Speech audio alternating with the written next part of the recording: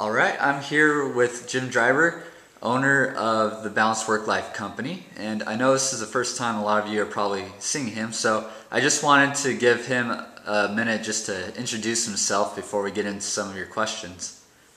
So go ahead, Jim. What kind of background do you have in the coaching area, and share a little bit about what you've done in the past? Well, I'm Bryce. Thanks very much. You know, I'm really excited about the business I'm in, the people I'm working with, and the opportunity to help others and help other people reach their ultimate potential. My background, I'm kind of like a techie geek. I've got a pure master's degree in pure physics, and I got into computing and computers with IBM, right into management. I had a fabulous career, 20 plus years at IBM, and I got to see a lot about corporate development, training, how people work together, how to make people effective, and what executives were extraordinarily successful and what were their secrets. So when I left IBM 15 years ago and set up our own firm, what we did is we started to focus on how do we help other people be really successful. And that morphed into several things, but the key was we built what we call the onboarding for life model, which is where we've identified the key steps that are required for somebody to reach their ultimate potential and still do it in a way where they enjoy life's journey. So that's why we called ourselves the Balanced Work-Life Company, because there's no point in looking back and saying, boy, I hated it, but I was really successful. You really want to be successful and really enjoy the journey. That's what we're all about. We've been blessed by dealing with many of the big Fortune 50 large corporations, but we've also had a lot of experience with smaller companies and individuals.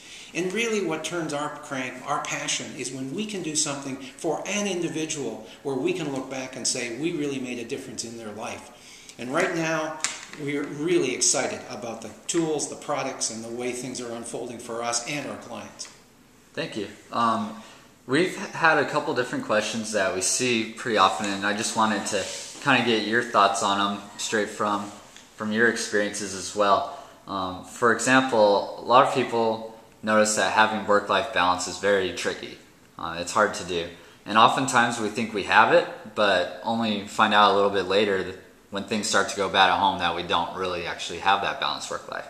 So I wanted to ask you, how can we become aware of a work-life balance problem before it's too late? You know, that's a really good question. You know, one of the things you got to do is make sure you're both asking yourself and asking the significant others in your life, how do they feel about it?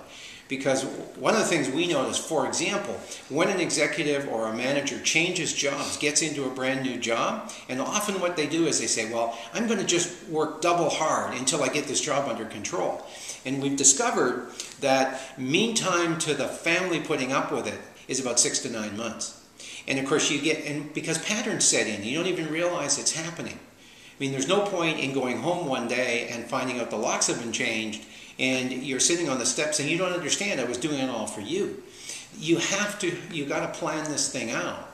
So one is just getting the feedback.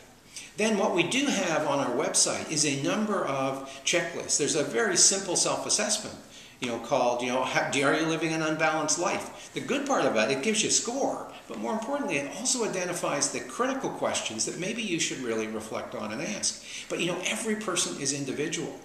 Most, work-life balance is not, well, I only work 40 hours a week. I know many people working 70 and 80 hours a week who believe they have excellent work-life balance, and so do their families. The issue is that they have control of their time.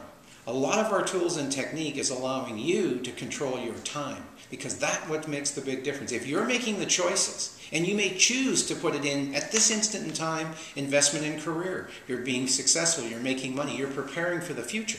That makes good sense to you at the point in time, but not if you're absolutely trapped in it. If you go home on Friday nights and you feel you have to disconnect the wires to your back because you were totally controlled by others, I don't think you were very balanced.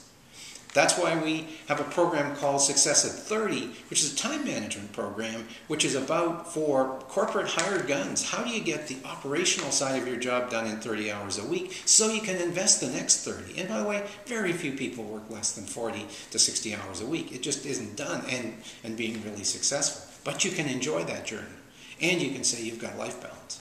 Perfect. Another question that we see is that We know you're a big believer in people enjoying the journey to reach their ultimate potential, but what if you have a client that doesn't know what they want for their ultimate potential? They don't really know where they'll eventually end up and what they want to do. Well, that is truth. All the statistics say that the majority of people don't have written plans. Planning and goal setting is a skill that can be developed.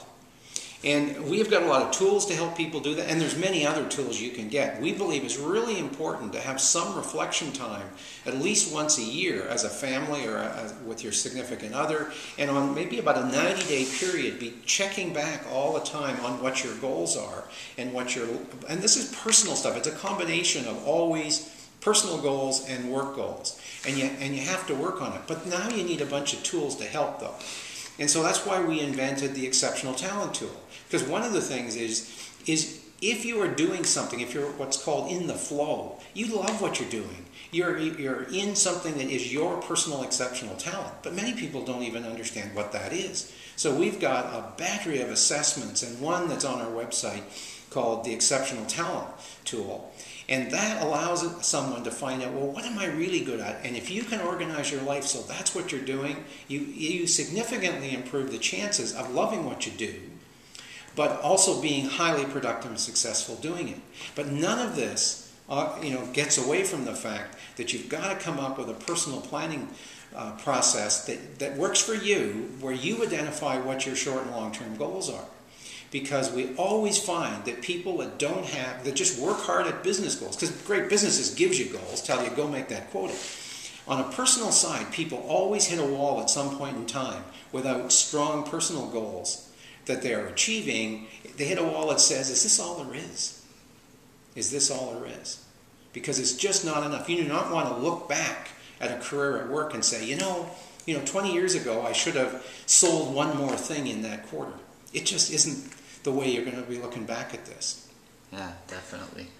And then just as a follow-up question, a lot of people are confused about whether they're doing the right things to reach their ultimate potential and dreams. How do I know if I'm on the right path to my ultimate potential? Or are there any examples? Well, there's a lot of examples, but one of the keys is, a lot of this is about confidence, because what you're really indirectly saying is, can I be confident that I'm in the right journey? Some of the tools we use that are so simple says that your ultimate goals that you set, or your ultimate potential, is kind of like the horizon when you're out on a walk and you're looking at it and you go towards it and it seems to move. So what you have to do on a regular basis is stop and do an inventory about what has been working really well for you. And then you inventory that, and then you turn around, and that will energize you to go forward again.